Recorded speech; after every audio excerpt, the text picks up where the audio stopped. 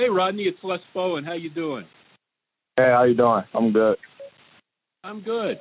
Well, it's going to be a new world with you, but without Malcolm back there.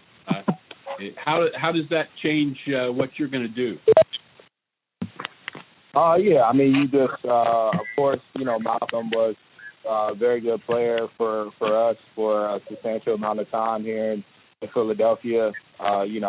One of the reasons why I came to Philly was to play alongside Malcolm and learned a lot from him, during his time here. But, it's part of the business, and, it's unfortunate, but, at this point, it is what it is. The decision was made, and so now for us, we have to move forward. And so, myself being a leader on this team for some time will, of course, be asked to step up as well as other guys, just from a defensive standpoint and on the team. I think we're prepared for that. And guys will be willing to, step up to the plate and accept the challenge, myself first and foremost. I'm sure it's a long list, Rodney, but what do you think are some of the biggest things you learned from your 4 years playing next to Malcolm? Just him as a competitor, and then, like I said, the ability to be able to get the most out of guys, whether it was on the defensive side or, from an entire team standpoint. And I think, yeah, exactly. And I think, as a leader, that's your kind of job is how can you get guys to play at the highest level and get the most out of your players. And I think he was one of the best at doing that and understanding everyone, kind of what this guy's doing. So I learned a lot from him, and not even on the field, off the field as well, the way he handled himself, and what he did in the community for this city, man. It's one that, like, I always admired him. And, it's hard to match. But like I said, his legacy will live on, and, the Saints are getting a good guy, and now us as Eagles, we're in with a new group of guys, and we're ready to move forward. Hey, Rodney, do you see this changing your role as a leader without Malcolm back there? I mean, do you think, you'll have to do more as far as leadership is concerned? I think, man, for me, it's important to be myself and be who I've always been, and that's a guy that leads by his actions and leads by example. I think if you ask a lot of guys on the team, that's what they'll tell you most. And I think, actions at times speak louder than words. I think there'll be times for me to speak up when needed, when it calls, and when my teammates need me most, I'll be ready to do that. But I don't think much will change for me. I'll just continue to be myself. And that's what I, have brought to this team. And I think that's why guys continue to, follow me and look at me, as a guy that they can depend on. Rodney, what's your relationship? Rodney, what's your relationship with Jalen Mills and 1, 2, 3, go. Rodney, what's your relationship like with Jalen Mills, and how good has your communication been through the 4 years that you've been together, and how important will that be with Jalen moving to safety? Oh, yeah, man. My relationship with Jalen is pretty good. Since he stepped foot, here in 2016, along with myself, man, we, have turned this defense around collectively. Everybody has played a piece, myself, as well as Jalen, particularly in that Super Bowl run. And so, being able for him now to make that transition to safety, I think it'd be very easy for him. It's something that he did in college. He's a physical player. He's a smart player, what you need at that safety position. And he plays with a lot of passion and energy. We know, his playmaking ability is there. He's versatile, played corners, played nickels, played safety. So, man, he's a perfect guy that can now fit into the safety role. I'm excited to play next to him and be able to now, have this new safety tandem of myself and him and, see what we can do. I think it'll be very special, and I think, we're going to have make a lot of plays, for our secondary this year. Hey, Rodney, looking at the secondary as a whole with Jalen moving to safety, obviously Malcolm leaving, you had added McLeod, robey-coleman, you added Darius Slay. What are your impressions on what this entire secondary is going to look like after all of those changes? it's really no telling what it could look like. I think everybody has a very unique skill set, and that's what's special about this group. Everybody's very versatile and very competitive, and that's what you want to make. You want to create that competitive atmosphere, particularly in the secondary room. I think, depth is our friend, and I'm excited to get out there and just compete with everybody. So it's hard for me to say right now what the secondary is going to look like, who's going to be at what position, because there's so much talent to go around. So that's the best part about this game. We get a chance to compete with one another and make each other better. Hey, Rodney, what's going to be the challenge? It doesn't look like you're going to have OTAs or really anything maybe leading into camp. What's going to be the challenges of trying to get all these new pieces working together? I think the biggest thing is the chemistry that you usually build and develop during the off season, during those times of OTAs. Now that we might not have the ability to be able to experience this year, unfortunately. It's a weird set of events that have transpired in the world, but you have to be able to adapt, and I think that's what we do most.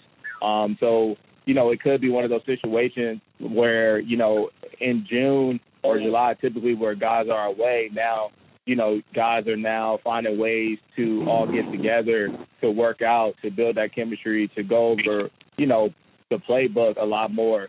So there's ways to get around it and make sure that we're ready to go come training camp and come day one of the season.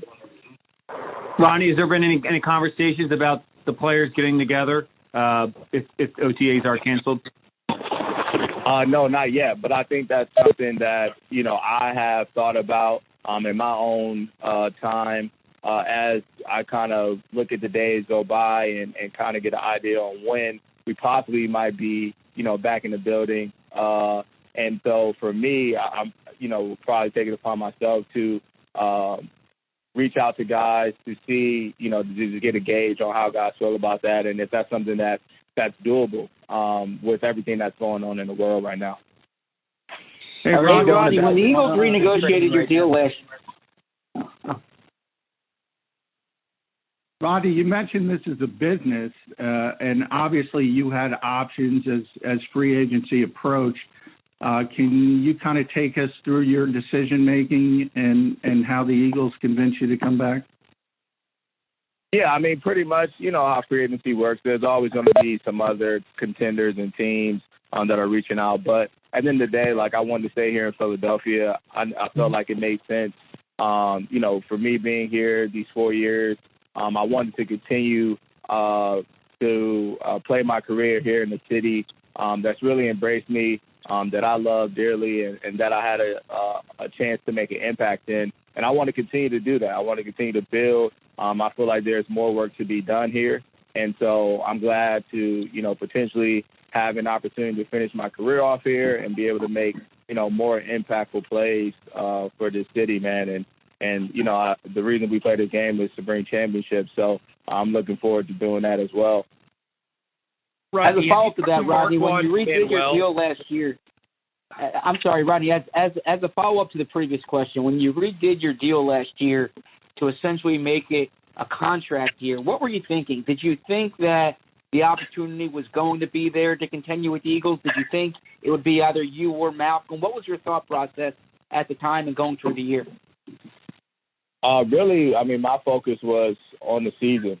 I was taking it game by game, trying to, one, get myself back to the caliber that I was playing before the injury. I know I was coming off, a devastating injury, and so I needed to make sure I was in tip-top shape to be able to compete at a high level for my team. And really, that was my focus. It was, what did I need to do to help my team win games and to get us in the postseason. And I felt like I did that, and unfortunately we came up short. But I didn't really think about the results after the season and whether it was going to be myself or Malcolm or whether I was going to continue my career here. I just let the chips fall where they fall. And, all I could control is the way I play the game and what I put out on film. Rodney, how are you how are you attacking the off-season training right now, given these circumstances? What kind of challenges have you faced so far? Yeah, it's difficult because you don't have your gyms that you've had access to, and what I'm accustomed to getting to my trainer and being able to work out and work on, the things that I need to do to be a better player this year. But at the end of the day, man, I've been around for a while. This isn't my first rodeo to working out, so I've just turned my garage into my gym, and I've attacked it day by day, not letting any time slip by or opportunity pass me to improve as a player. So I'm making sure I'm staying in tip-top shape for whenever that time comes where we can get back to work. Rodney, have you spoken with Marquand Manuel at all? And if so, what do you like about his approach to coaching? What do you like about his personality so far? Yeah, I actually had the opportunity when I came out my senior year in college to be coached by him in the East-West Shrine game. So there's some history there. I've always, when I was back with the Rams, he was with Seattle, so I've seen him twice a year. Was always a good guy, man, very passionate, which I love the most, which I think our room will like the most about him. The fact that he was a player, he understands, what we're kind of battling and going through. So I think it's going to be a good relationship.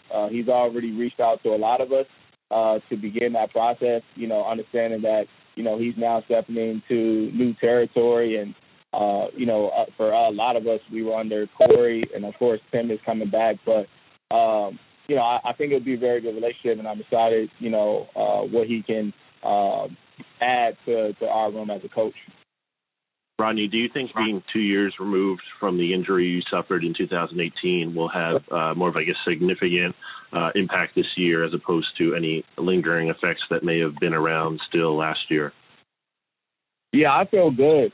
Just having a complete off season. Of course, this isn't ideal, but at the same time, my body feels healthy. I feel good, in good shape. And so, yeah, I'm ready to go, honestly, and just looking forward to, like I said, having this full off season, be able to work on the things that I need and give certain elements of my game the proper attention. Hey, as a follow-up to that, Rodney, you're turning 30 in a few months. The deep safety position is that's one that players age differently at. Do you think that your game needs to evolve here, or is going to evolve over the next few years? Yeah, I mean, I don't really look at age. I don't really pay attention to that number. That's just a number that's out in the air. But at the same time, man, yeah, I mean, I think there's always room to improve in anyone's game, and I'm focused on that right now. A way to continue to get better as a player. That's going to help our team out. Hey, Rodney, as a guy who went undrafted, how do you see the fact that a lot of the pro days and stuff have been canceled? I mean, what does that do for maybe a guy who's unheralded, heading into the draft and everything? Yeah, it's difficult times because I believe that is what got me noticed by several teams that reached out to me during the time of the draft.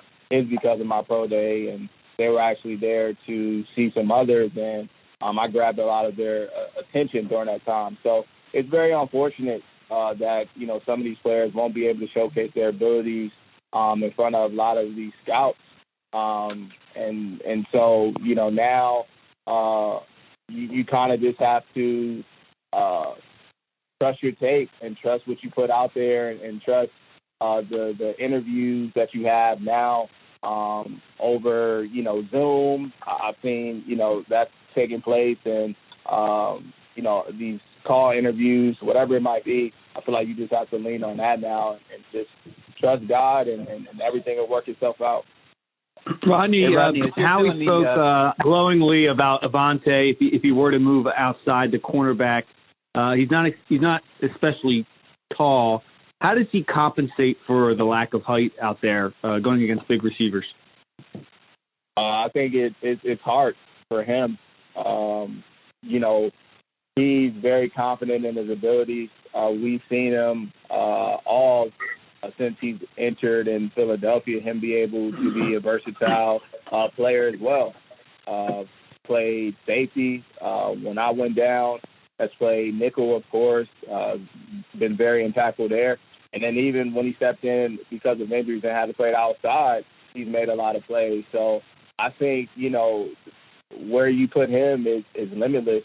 And he's very talented and very good at each position. So I'll be excited to see where, he ends up.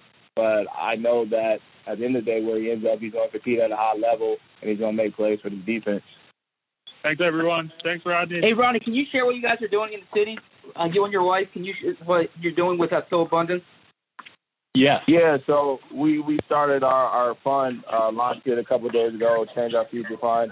The premise is, we seek to create opportunities for the youth and local communities through, educational and health initiatives.